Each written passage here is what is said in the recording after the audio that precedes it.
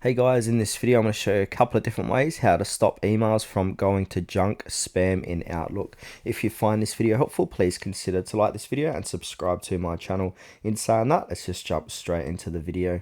Okay, so method number one is to go to outlook.live.com and click on the gear icon. Make sure to sign in.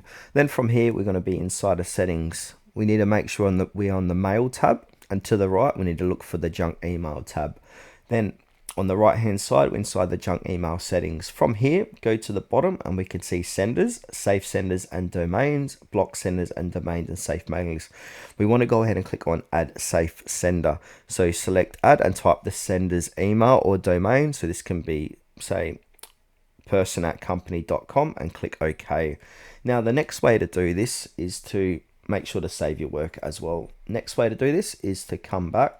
Now we want to go ahead and click onto our junk emails. I don't have any junk at this point in time, but I can still go through the process.